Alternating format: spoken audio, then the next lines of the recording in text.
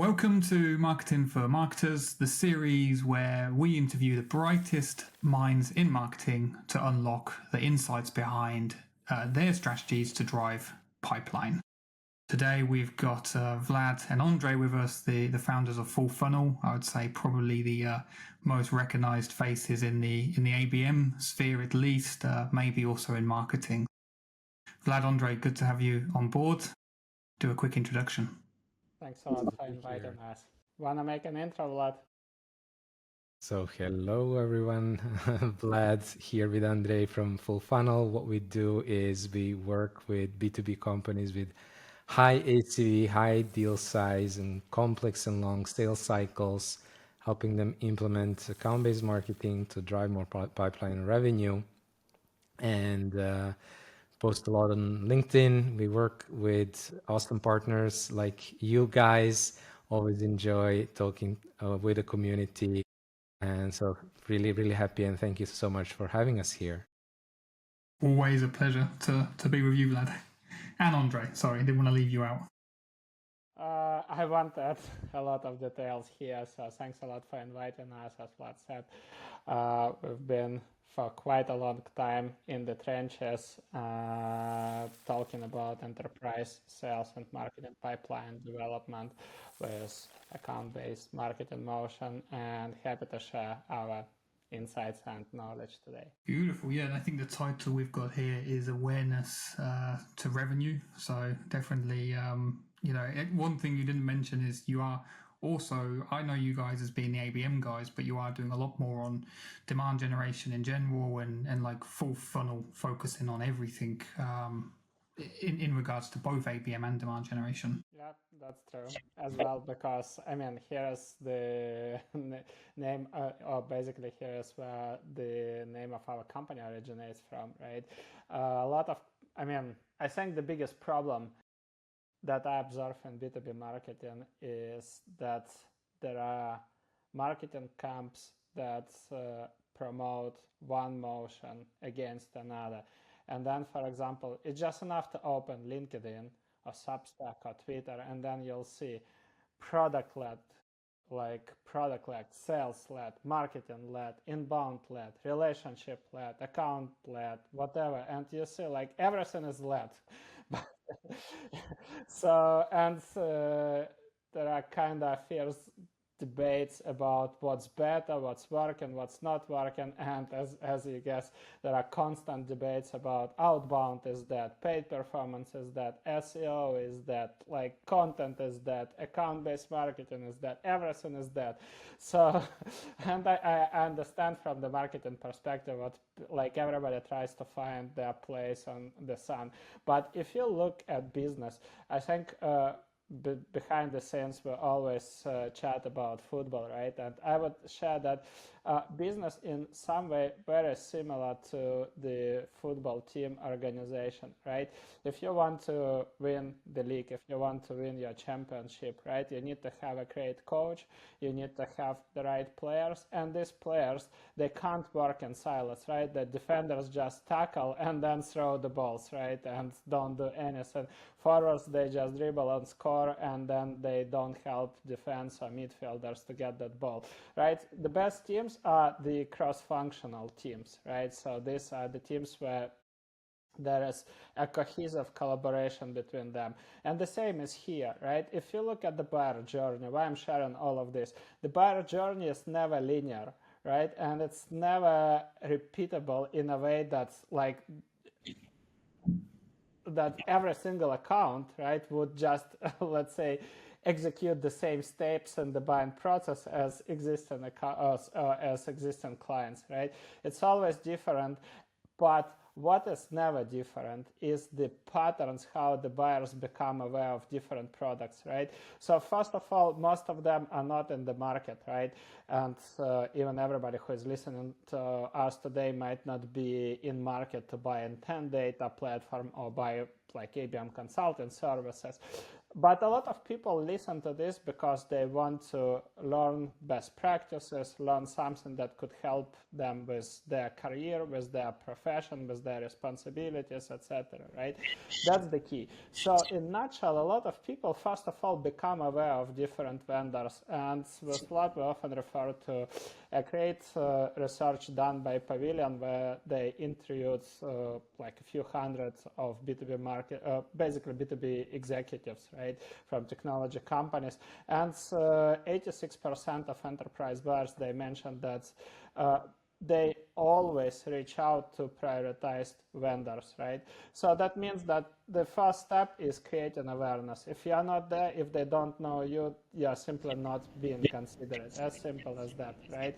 Then buyers, when a specific challenge, because the truth is also, if especially if we're talking about enterprise companies, if there is no need to change right now, you can have the best AI tool, you can have the best personalization in the world, but nothing will challenge the status quo. If they don't see a need to change, they simply won't change. As simple as that, right? In startup world, when you sell $15 product, that's completely different. The switch is almost immediate, right? There is no risk. But when we're talking about 6-7 figure contracts, it's completely different world, right? So then it means that you need to generate demand and you need to constantly challenge the status quo of these accounts. Why changing? Why changing now? Right? That's the key.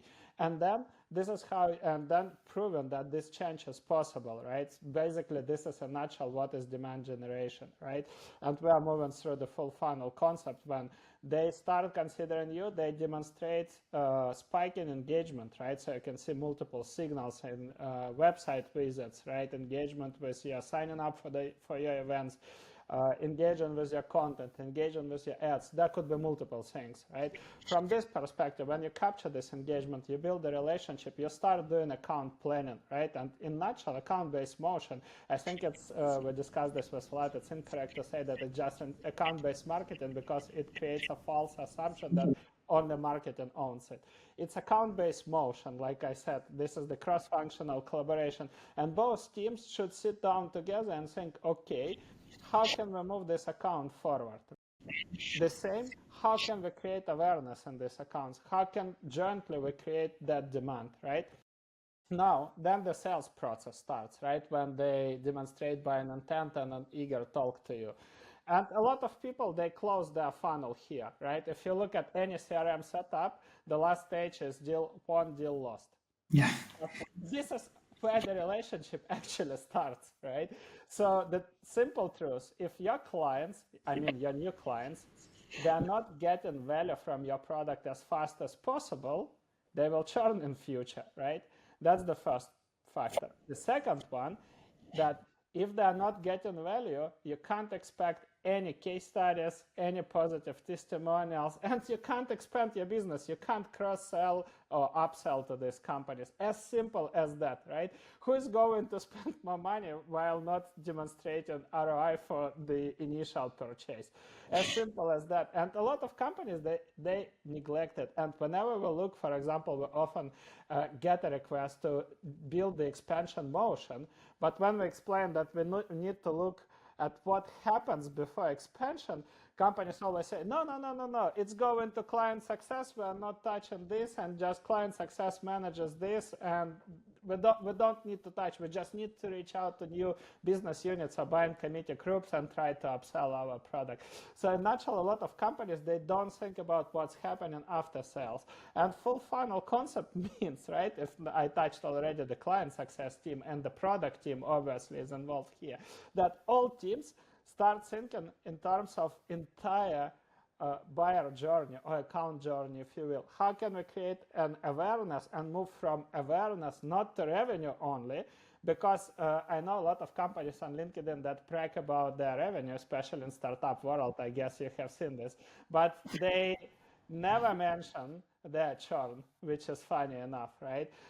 But in reality, what we need to think about, how to go from awareness to continuous revenue, right? To continue revenue growth and continue growth of your wallet share with these clients. That's the key. And that's why I don't believe in outbound lead or whatever lead.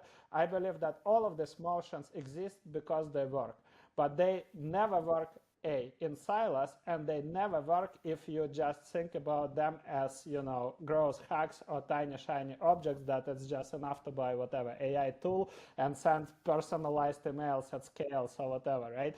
So if you skip all other stages and you think that there is a tiny hack that will help you to land enterprise deals, then obviously everything would be dead, including account-based marketing. So that's why we always say there is full funnel marketing, because this is how you go from awareness till the continued revenue growth. There's a lot to unpack in that already, but I think 100% on the money. That's probably, and you guys are more experienced than me, but that's probably why ABM fails in a lot of companies, right? Because they come in thinking it's a silver bullet, do this one thing and we're going to be successful, but they don't actually look at all the surrounding elements and how it's all connected and intertwined together. Yeah, that's true. So let's go back to the basics. Just, we've said ABM a lot. You called it account-based motion a second ago, which I liked. I think that's a nice explanation. But how do we define ABM in today's age, at least?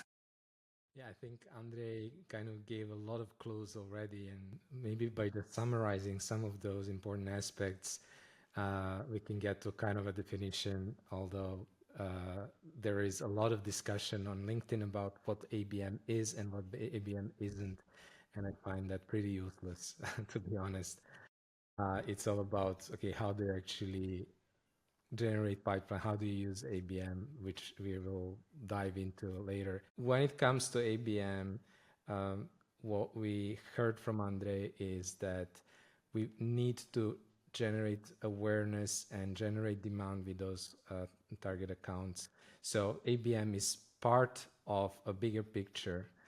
It is ideally embedded within the full funnel marketing, and usually what happens is you're generating demand with target accounts, and hopefully everything is aligned, right? You're aligned with the way that you are communicating, generating awareness with those accounts. You're aligned on the ICP, and the content and messaging are aligned with your ABM, you're aligned with your sales.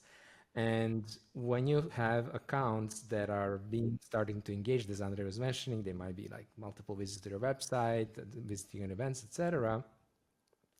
What happens is you will have accounts, you will have buyers that are ready to buy, and they're smart people. They know how to visit your website, book a demo, book a sales call or whatever when they're ready. But a lot of them might not yet be ready, or maybe they are in the buying process, but they got a critical question from a colleague they're not able to answer.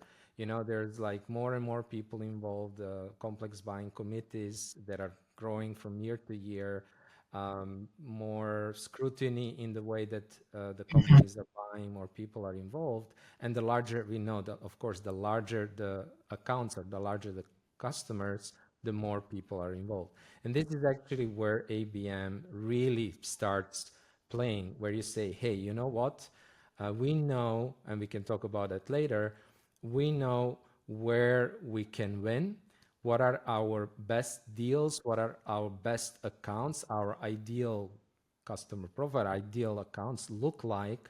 And we want to now move from that engagement, that interest, that demand that is being generated to building an actual sales qualified opportunity and developing that into a deal, etc. And this is where you start first identifying which of those accounts have high revenue potential, fit your ICP, which we can talk about later, and start engaging multiple members of the buying committee, creating awareness there, starting conversations, and basically moving them through the pipeline, accelerating your pipeline, increasing the win rates with those target accounts. So when you ask what ABM is, it is account-based motion, which means that you're focused on a very specific high-value target accounts that you have reason to win from the past. You know that you have some sort of competitive advantage with this kind of companies. It is emotion because it's not just marketing. It is only can work if we work together with sales, and not only being aligned on the ICP, but actually having joint playbooks where you know, okay, exactly for the different stages of the buyer journey, what are the kind of playbooks that marketing should run on these accounts, what are the playbooks that sales should run, and be in constant communication. Like we usually like have these pipeline review meetings every week where we start, you know, planning these accounts and what will marketing do, what will sales do, et cetera, et cetera. So I think these are probably like, where does it sit in the buyer journey? You're already kind of like picking up and trying to accelerate that demand capture and that pipeline development, usually with ABM. And later on, you can use ABM, obviously, not just for net new accounts and developing new pipeline, but also developing, you know, expansion and expanding into existing accounts. Second, it is a motion, joint motion between marketing and sales, and in the case of expansion, also customer success. And it is not just a collaboration, but it is using multi-touch playbooks from the different members of the GTN team or your ABM team, if you have that, to accelerate the pipeline, generate deals, and win them. Yeah, and I think the fact that you're switching it to motion is so valuable, because in my experience, that's where it has always fallen down, is when it's been seen as a marketing activity only, and the approach to how you're working with accounts hasn't changed with sales. It's still just like marketing are chucking stuff over the fence. We're doing all the normal stuff, and sales are following their normal process. But yeah, switching to motion, I definitely think helps people understand that it's not just a marketing activity. I said this the other day, I think marketing are really bad at naming things.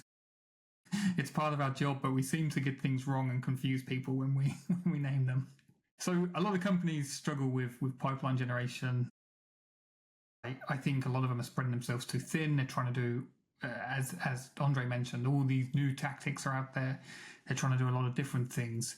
So how do you go about identifying and prioritizing the right accounts and just making sure you're targeting them with a account-based motion? I would say this is the first step in developing ABM program, which must be executed jointly by marketing and sales, involving marketing and sales leadership.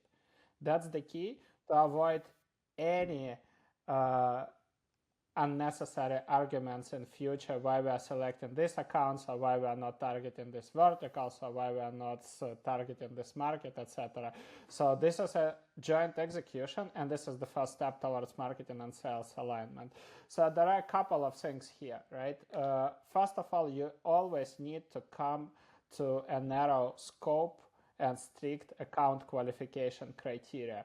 We all know ideal customer profile exercise. But the problem is that a lot of companies treat ICP in a very bad way. So companies talk about persona, you know, motives of different buyer, of different buying committee members, etc. But as we spoke, in every account, and especially if you are selling to enterprises, this picture would be completely different. Now, what is essential? Essential is to understand what approach do you want to take. Do you want to take vertical approach, or do you want to take use case approach?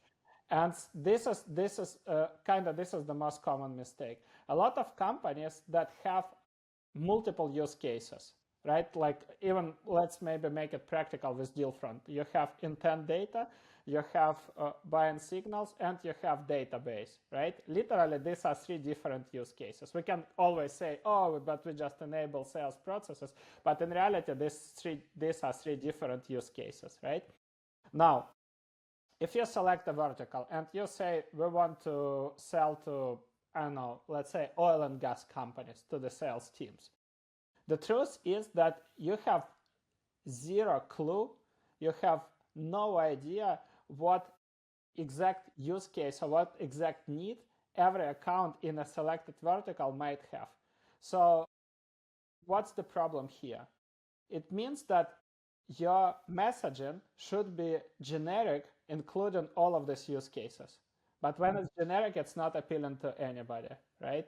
The same with the content, right? You need to talk about these multiple use cases, which again makes your, like, the bigger part of your content, ads, outreach, completely irrelevant, right?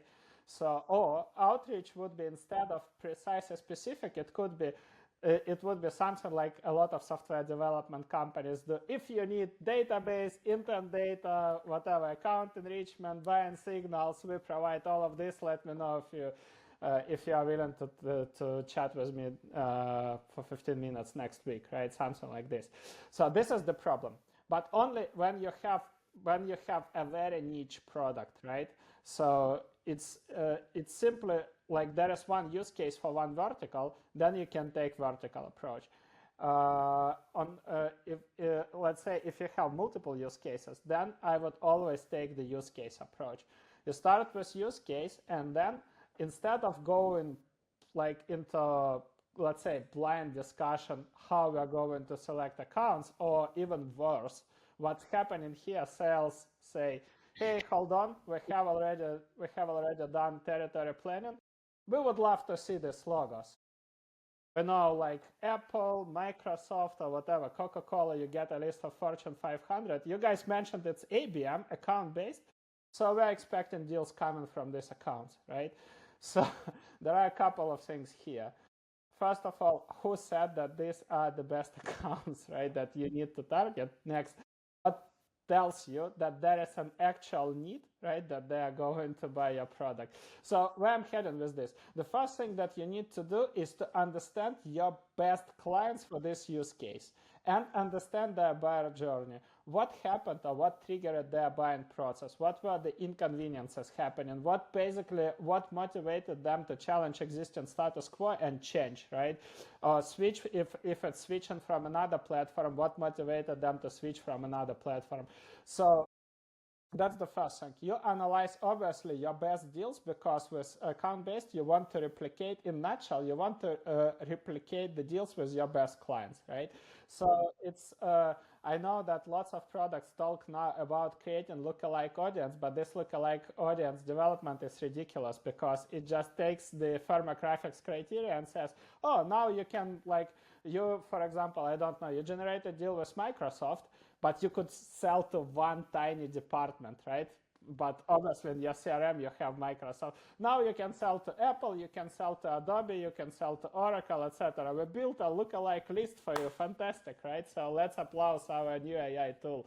So it's really hilarious. What you need to understand is that you dive deeper, and then you understand what business units you were selling to, who exactly was involved, because bear to me, we speak to lots of marketing and sales teams. They always say we know our buyer persona. But to give you a precise example, we were working this company, and one of the target accounts was Stripe. So the guy said, we are selling to, like, senior IT leaders. I'm saying, can you share with me exact people? Like VP of IT, Director of IT, CIO, etc. I'm saying, okay, so can you make it practical? Can you show me the process, how you exactly identify the buying committee members? So sales development rep takes over the screen, open Sales Navigator, open Stripe, and then basically select seniority, types a few buyer persona titles, and we end up with 6,000 potential buyers. So I'm saying, okay, so what's next? Well, you know, like I'm just quickly skimming it. I'm skimming 6,000 contacts. Okay, fair enough. And then I basically look, this guy probably is a good fit, and this guy is probably a good fit, so I would send some messages to them.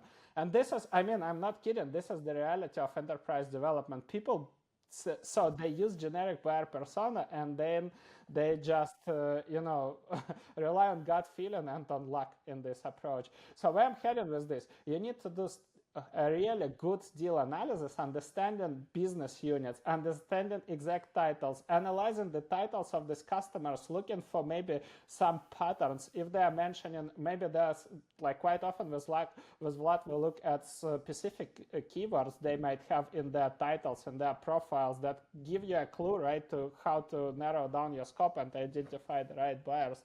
So this is the next key. And lastly, based on this, you define, obviously you include firmographic criteria and markets that you want to target, that's for sure, right? Also the verticals, the priority verticals you want to focus on. But also next, you need to define account qualification criteria. What tells you that account that you're going to select is likely to have a need in your product, right? What information, what signals might tell you this information? That's the first thing. And the second one is disqualification criteria. Even if account fits this criteria, what tells you that this account is not going to buy from you? So this could be certain regions. If the account is located in certain regions, if an account, for example, maybe like in our case, if I know that's in our case, we always look at the size of marketing and sales team.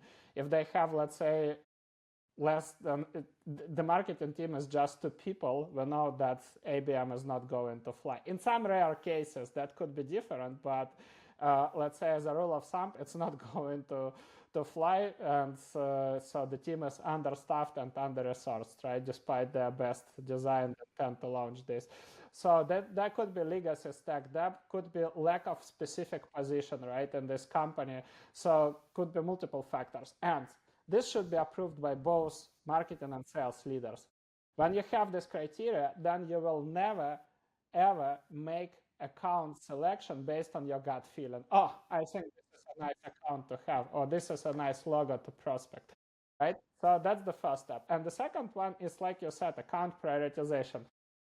Simple exercise and simple question that we always share. So if you are going to bet your compensation on specific on a list of accounts, right? What characteristics these accounts should match? And then people start talking about awareness, about buying signals, buying intent, whatever. The key here is not to leave it like this. Oh, we just want to, talk to accounts that are aware of us and that demonstrate that have the buying intent, right? Or demonstrate the buying intent signals. You need to make it tangible. Okay, what exact signals should we track? How many of these signals? So, for example, if they say they raised money, fine, but does it mean that they're going to buy from you, right? What tells you that if they raised money, they're going to buy your product? Nothing. So you need to make a list of tangible criteria, and the same especially for brand awareness. So what exact behavior, right, tells you that they are aware of you, right?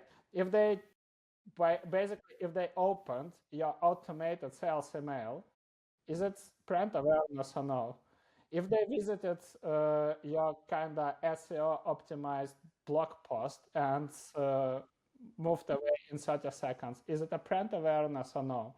So this is the key, right? I mean, we can always dive deeper, but in a nutshell, you need to make tangible criteria, right? That should be, let's say, 5 repetitive visits in the last 30 days from, let's say, at least 2 buyers, and we are connected to one of them on LinkedIn, for example. We know them, they signed up for our webinar recently or for our newsletter. So you basically, the key here to make they are aware of us criteria tangible, and again, you apply them without any ambiguity. You can say, okay, this is an account that is aware of us. And the same for when this account, because the next question is like when an account deserves one-to-one approach. And the simple answer for us, this is what we call opportunity likelihood assessment. The simple answer is, first of all, there is a decent revenue potential, which means that in account-based marketing, we with Vlad, we never recommend to do like programmatic ABM and focus on tier 3 accounts with the lower revenue potential. I firmly believe that they should come out of your kind of standard demand gen programs, which demand generation in a nutshell is you're one-to-many ABM, right? So, or at least it should be, because if it is not, then you have a problem in your organization.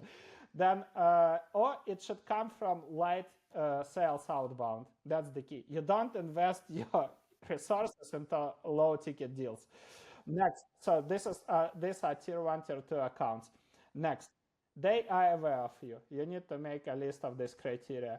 You have relationship with any of the buying committee members, and you define what relationship means for your organization, right? And lastly, there is a clear product need evidence. That's the key. You have enough information that proves you that they have a challenge, and you can solve this challenge with your product. That's the key. And this is how we prioritize these accounts, right? So in a nutshell, all accounts that fit your ICP, but they don't know who you are and what you do, is it realistically possible to sell to them? As we spoke, in most cases, no. So the first thing you need to do is to create awareness among these accounts. When they hit your engagement criteria, right, or they become aware of you, then what you are supposed to do at this point? You need to invest your time into in-depth account research, buying committee mapping, and engagement. Why? Because you need to validate if they're actually in the, or if there is anything that tells you that they might need your product, right?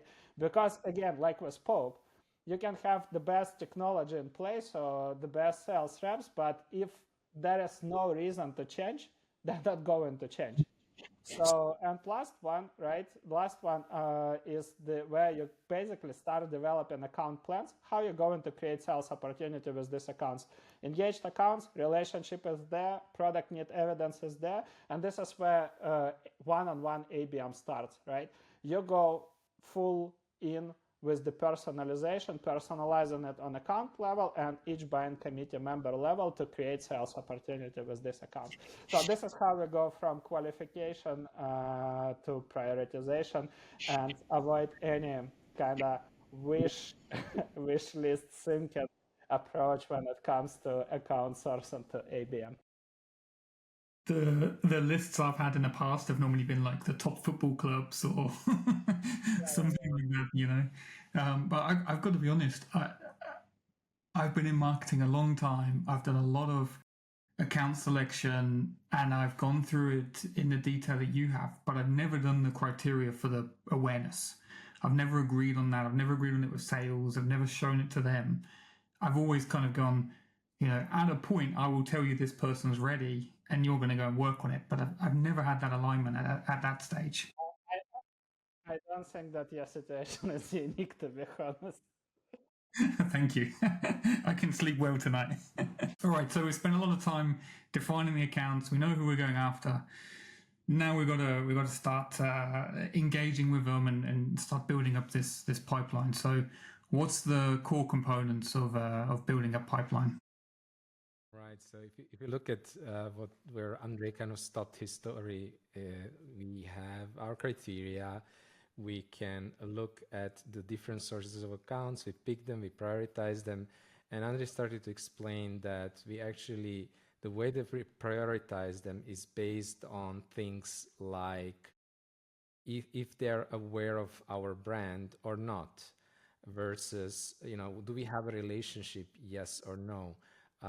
Do we have any insight into their actual needs? What are their, you know, priorities and challenges? Do they have a need for a product like ours?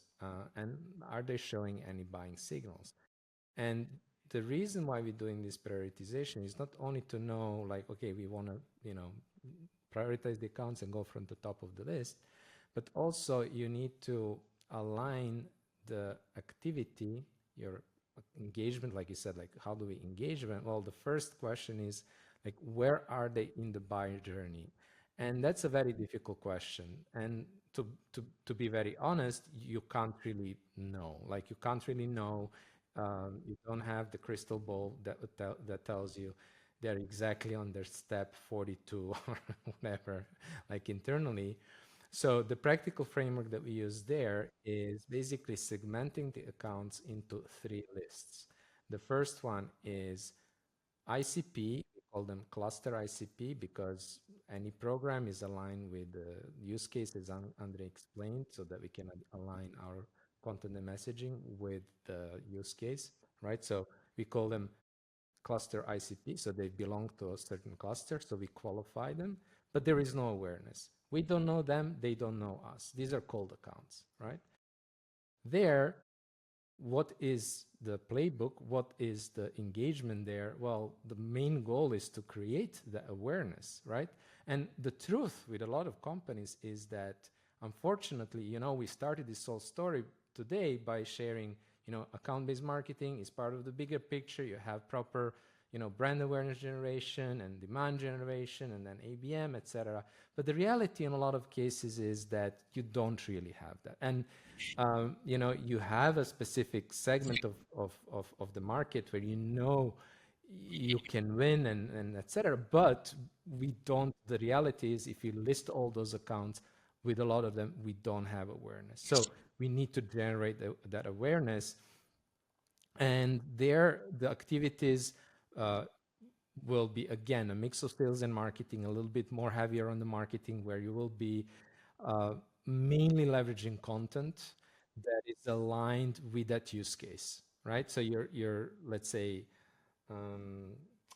you're selling to companies in CPG, like fast moving consumer goods, let's say manufacturing or brands like that. And you know that you can really win when there is a merger acquisition, let's say, right? And you can solve a number of problems there, right? Whatever the product, let's say you're selling some HR product, right? And then you know that you need to integrate, these companies need to integrate the people from the different, from acquired company, whatnot. Doesn't really matter what the product there is. Now we know this is the use case, this is the account cluster.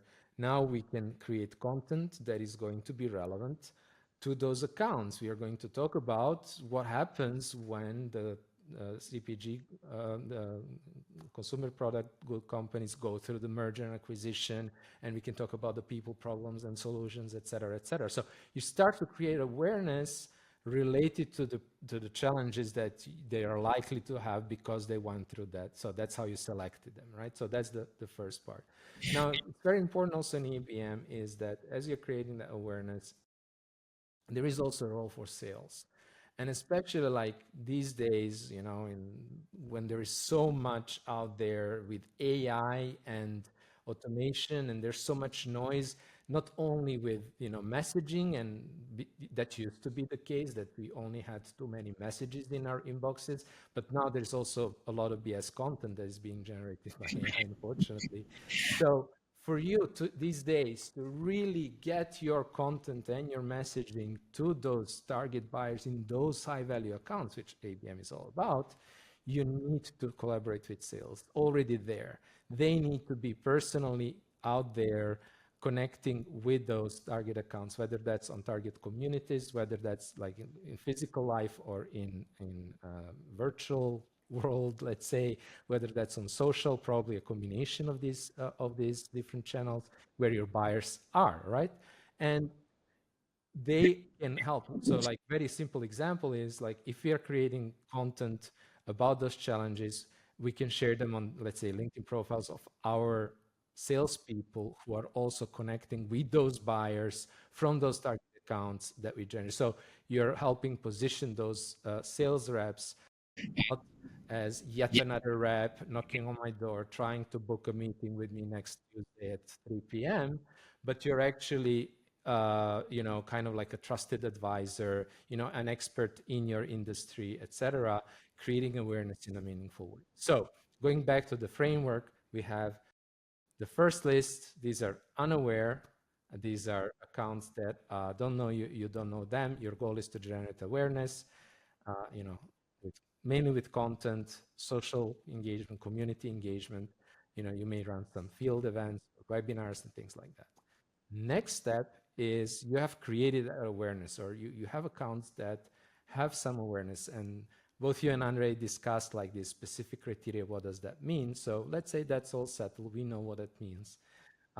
They hit a certain threshold, whatever, and we can consider them to be aware. So they kind of start to know us and what we are about and what kind of solutions or what kind of challenges we can help them with and what our solution might be about. But now we might not know them as well as we want, because the reality is there is, unless it's an inbound opportunity, so somebody, you have awesome demand generation, they're reaching out to you, right? But ABM is also helping you to create opportunities with those that are not coming inbound. So let's assume they didn't come inbound. There is only one way for a salesperson to book a meeting with somebody, and that is they actually have a two-way conversation with them before. Yeah. I mean, it's a simple thing, right? It's like, Yeah.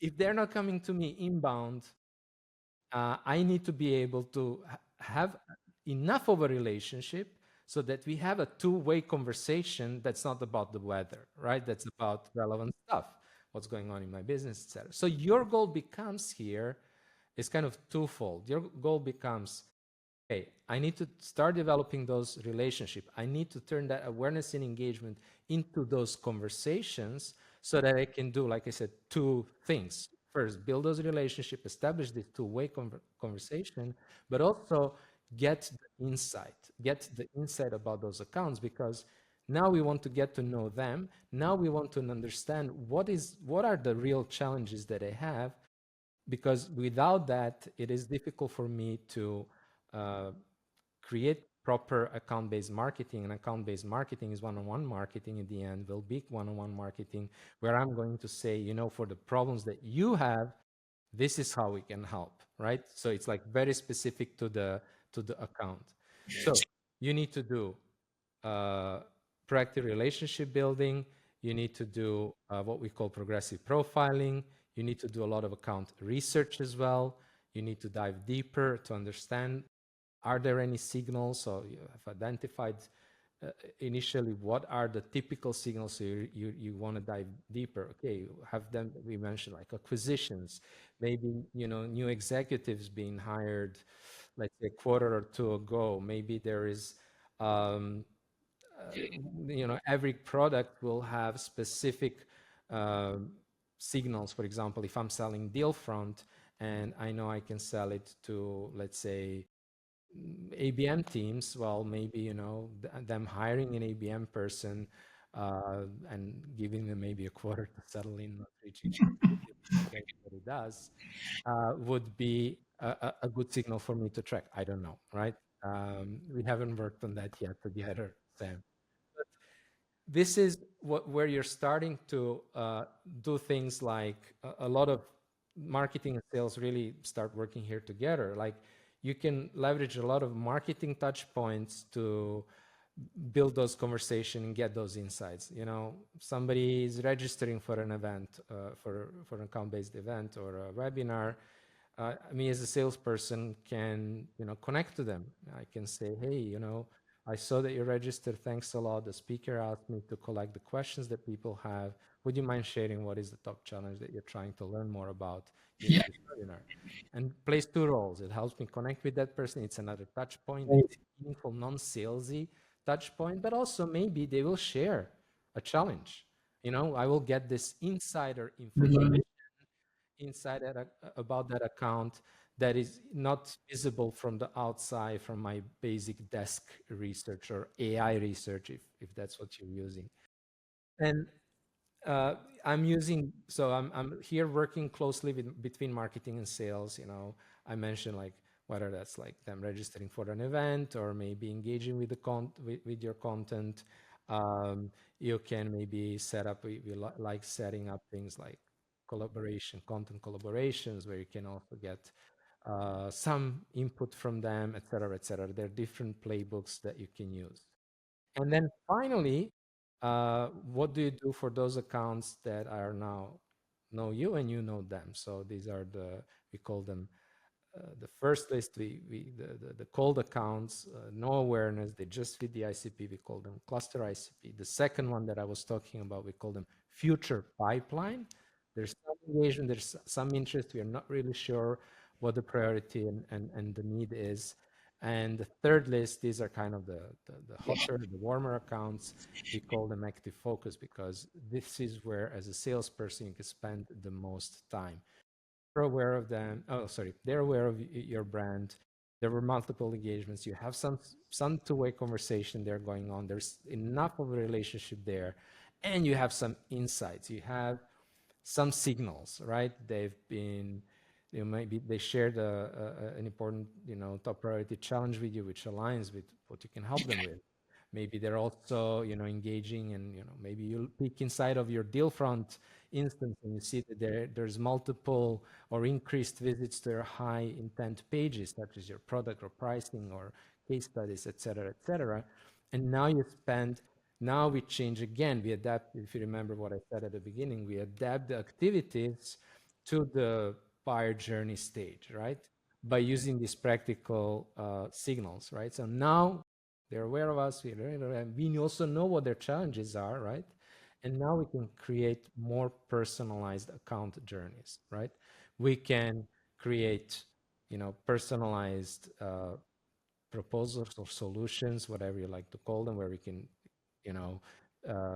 for the challenge that we know that they have, we can outline how they can solve that challenge and how we might be able to help. We can share that one-on-one. We can share that as a follow-up maybe to that webinar where they joined. We can offer them a strategy session with one of our CSs or SME, internal subject matter experts, whatever, sales architects or whatever they are called in your organization, or maybe with an AI if they're, frequently AIs, excuse me. AI. There's so much stories about AI that I start calling it, even for account executives, AI. And I don't know if I'm predicting that they will be replaced with AI. That's not what I'm saying. That's the confusion. Too much talk about AI. Anyhow, so again, this is where you're kind of starting to do much more one-on-one, and your goal becomes not just, relationships. Your goal actually becomes let's create that qualified pipeline, right? And this is how you would measure it there as well. There's again, you got so much knowledge, and I'm not saying you make it sound complicated, but from a marketer who maybe hasn't run ABM or they've tried, a little bit of targeted marketing, but they've never run anything like this. What could they do just to get started? Like, how could they? You've obviously seen people make a lot of mistakes in the past. You've seen people try and fail. So, how could they get started? What advice would you give to them? Yeah, absolutely. So the first thing is not thinking from the scaling perspective, but just start with small scope pilot program with just one sales rep. And the second, basically the first mistake is thinking, okay, we need to launch a massive campaign to demonstrate the results. Because the more accounts you involve, the less personalized your campaign will be, the less engaged would be. And if you involve a bigger team, the less engaged the team will be, and it will fail for sure. So not leave even a small chance to make it work. Next, when you select sales rep, this shouldn't be the most knowledgeable sales rep. On contrary, I would recommend to look for the most marketing friendly sales rep, a person who is willing to talk to you, who is willing to collaborate, and the person who is open to the new approach, not just sending, not just scale outbound or whatever, not a person who thinks that we need just to do more like lead gen outbound touch points, right? That's the key. In nutshell, all you need to, the three core roles that you need to have is you as an ABM marketer that would maintain the program, the sales rep, and the content marketer. Or if you have skills and, for example, you have limited resources, you can also create that content for sales. And I mean, there is always, that could be, depending on your team setup, you can involve partially RevOps to track the signals, right, to track account awareness criteria, etc. If you don't have this resource, you can do it on your own. But the key point is, right, next, you have this lean team, then you do, as we spoke, account qualification then account prioritization, and then basically there are 4 pillars left in your playbook that you need to execute. And you need to be realistic what's here, right? What's included here. So next one is account research. Again, you need to create an internal benchmark, what a good account research looks like. We speak about this, but bear to me, ask different sales reps in your organization, and all of them will give you different input how the good account research looks like. You need to create a unified process, go through one account, and then see which information marketing can gain, which information sales should gain, what information could be collected via desk research, which information should be collected only via one-on-one interactions with these accounts. So then basically 3 key pillars left. How you're going to warm up these accounts, and again, don't think about display ads and cold outbound. This is just a fancy in this case. Obviously, you select accounts and you call, if you want, you can call it account-based marketing or account-based motion, right? The problem is that I would disappoint maybe everybody, but it will suck. It simply won't work. So you just waste time.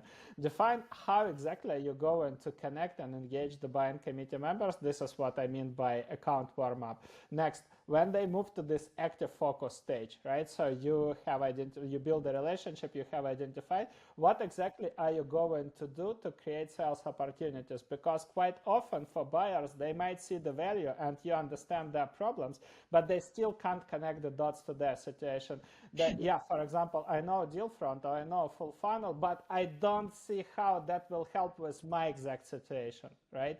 So quite often that bridge is missed, and you need to together establish these bridge activities, how you can challenge the status quo and explain how you can help, right? And it could be, in our case, it's different because we are a service-based company, right? But for the product-based, it could be snapshot of data, product overviews, sandbox accounts, right? Even maybe sometimes it's just an audit of their processes and explaining, for example, how to use intent data, what are the best practices. So, for example, using the guide that we have co-created together, right, and showing some examples how that might look like. So this is the key, right? So then the dots are connected for them, and they would be ready to try the product. That's the key. And last basically key of that, or last pillar of that playbook is how you're going to report on it. You need to create clear metrics. Obviously, everybody wants to see revenue. Everybody wants to see pipeline. I'm not questioning this, but these are lagging indicators. Outcomes of this is basically outcomes of your input. And then for this input, you need to define clear leading indicators, the actions that you can actually execute, right? And this is what you report on. And again, you present this before launching the program to the leadership. You set up the expectations, you present the list, and ideal situation would be when you went through this account qualification and prioritization. Let's say you will have, 100 accounts in cluster ICP, so those vendor unaware, right, accounts. Then you have maybe 60 in future pipeline, those that hit your kind of awareness criteria, and maybe 2 or 1 inactive, or maybe even 0 inactive focus list, right? In most cases, it would be 0 from my experience. And then your sales cycle length. Just because it's called account-based, it's not a magic wand that could drastically shorten that sales cycle, right? So presenting these numbers and knowing your sales cycle length, the next logical question would be to your leadership, like if you are looking at these numbers and you know our sales cycle length, what do you think is realistically to expect out of it? So I would, instead of making, forecasts out of thin air or asking, sometimes we get this question, like, what are the benchmarks? So we saw you guys generated, for example, one of our best, I would be fully transparent. One of our best case studies is with company that we generated 2.7 million pipeline in 6 months and closed one with enterprise. This is the company which I mentioned about Stripe example. And the closed one was close to 1.5 million in 6 months. The sales cycle is, I forgot, maybe 1 year, maybe more. But what makes it ridiculous that, and everybody is, we want these results, how can we achieve this? but you don't know what was happening behind the scenes. We had completely disengaged sales team, and marketing agreed to execute on their own all sales activities. So it's just a huge credit to the marketing team that made it happen without any help of sales. But if I will give you that benchmark, would it be helpful? I mean, so there are a lot of companies, sometimes they come to us, we do just simple qualification, and then we realize that all of the accounts are sitting in this cluster ICP completely unaware, like literally cold accounts. Sales cycle length is 2 years, and they ask, so what would be our forecast? So how can we, how many sales opportunities can we expect so we can report on to leadership? I mean, if somebody will make a forecast based on these numbers, would be the best fairy tale in the world, I would say. But in reality, like you need to have kind of, to take a sober look at these numbers together with leadership, accept the reality and ask each other, okay, with these numbers, what is realistically to expect, and for example, during the pilot, what would be a good indicator that this program was a success?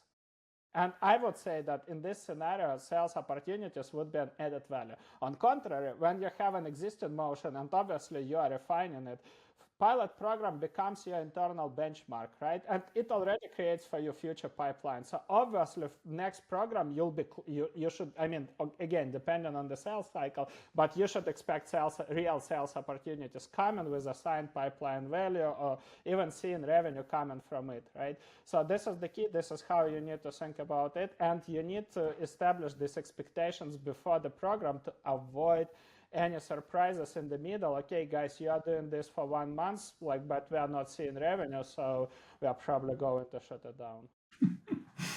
Such a key point, making sure everyone's aligned in the beginning. I think definitely I've made that mistake in the past. I know many have.